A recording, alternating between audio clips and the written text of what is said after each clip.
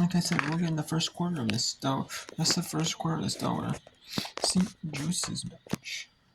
And it could be conference play, but still are affiliates with United. In Dover conferences, they affiliate with United 10. But they could, no. Women's field hockey. Every conference has field hockey. Every school does field hockey, Subban on the right side trying to get to his root tag. And just won't have the steam in her Nikes there to catch it. As the Hawk will never die in Philadelphia. Take the air out of the clock. Or at Hawk. Ariel, they might try to push us here. 12 seconds left. They got a chance if they get in the circle here. The reverse, and it's going to go too far. Great shot. Ooh, that was good. Accurate, but not a goal. As no one can touch it there, the clock's going to expire after the Ava Smith reverse, and that'll do it. For the first 15 minutes here on a rainy Wednesday afternoon on Ellen Ryan Field here in Philadelphia. At Hawk Town.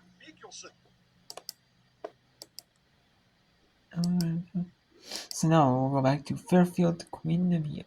The time on your screen is not accurate. Right there. That is the accurate time right up there on the scoreboard. 87:02.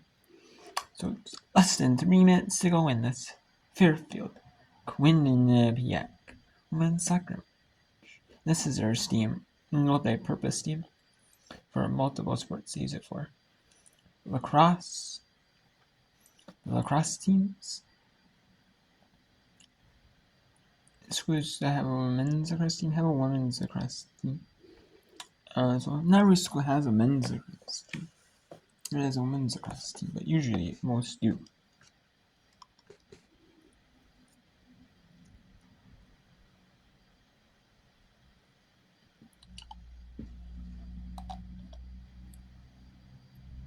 And more schools have women's soccer and men's soccer.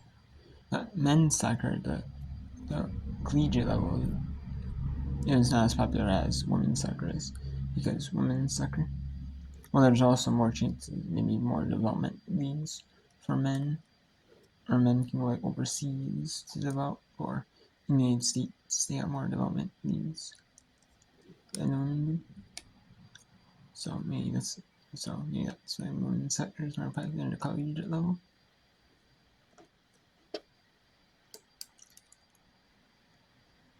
Dan Fabian arguing with head coach David Barrett now. Or some of these schools are using women's soccer as like a sport, for like the TikToks, like in places like football.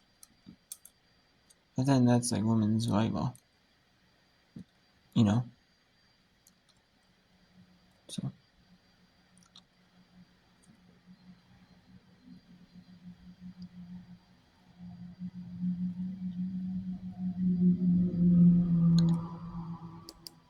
Gets it now off to Molly Andrews. Just 1 minute to play. Andrews plays it back, deflected.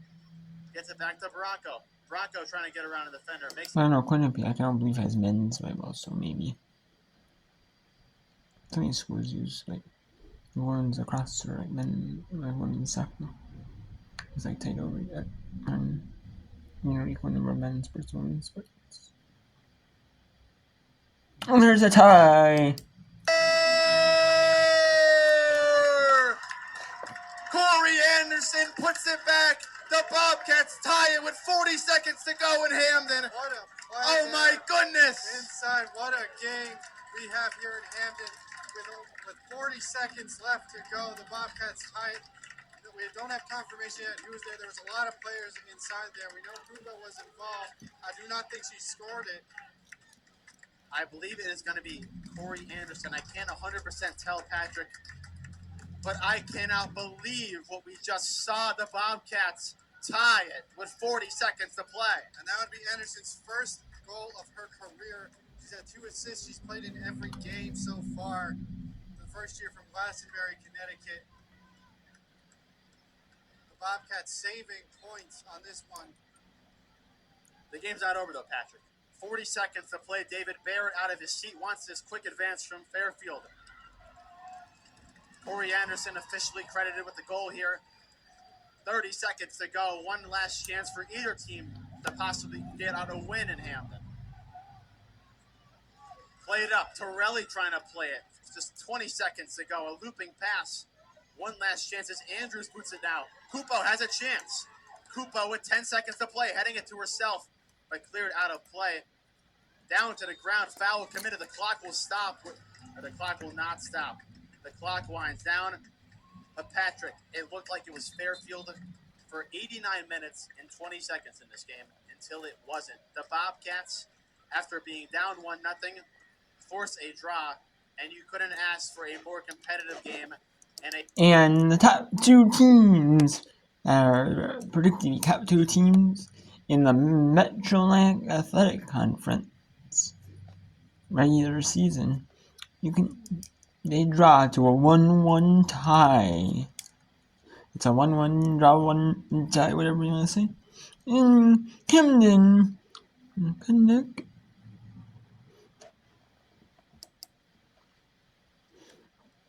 In the rain here at Mount St. Mary's is Niagara 2, Mount St. Mary's 1 in the 25 minutes left.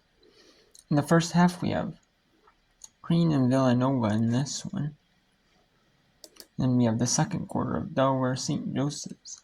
So I'll show it till the second quarter of Delaware St. Joseph's is over. Then for the halftime break. I'll show a little bit more when they're doing the commercials, but they're doing a halftime break.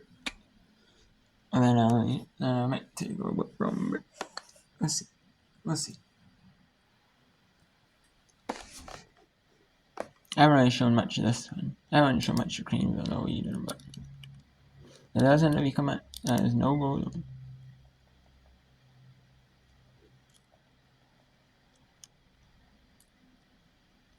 It's playing.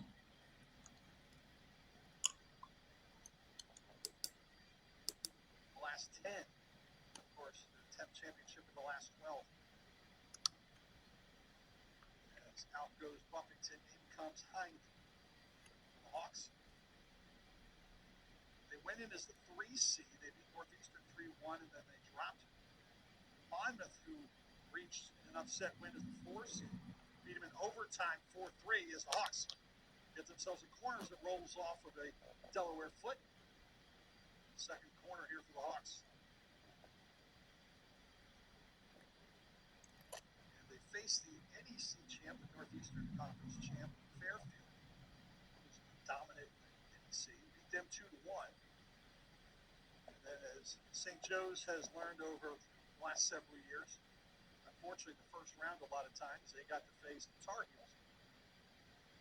And Delaware lost to them 4-0.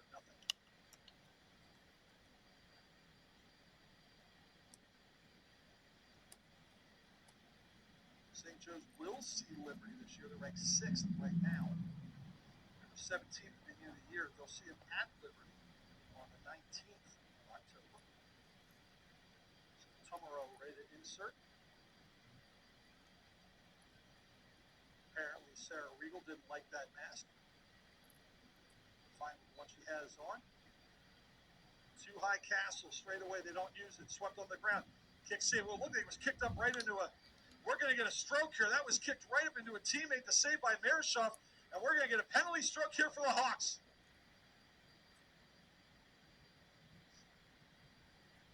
See if we can see on the replay exactly what happened. Great drive here. The kick, and behind her, didn't see the number, but Mershoff's save went right up into a teammate behind her, and apparently with a chance to go in.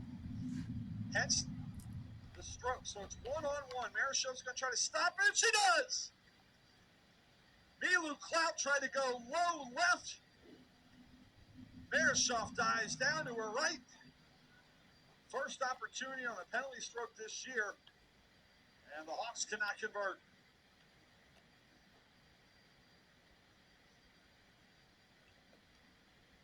Boy, that goal has just not been inviting this year.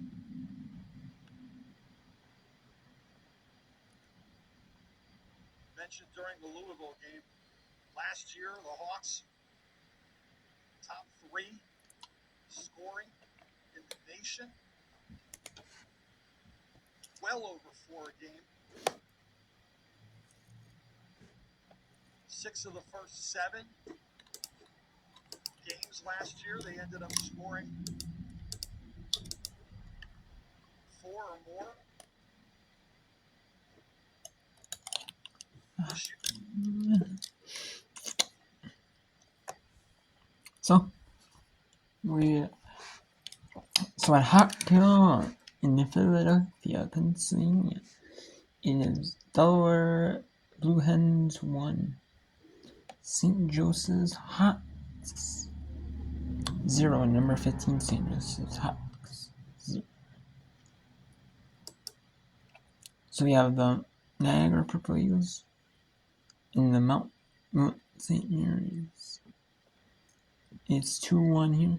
And the Cream Blue Jays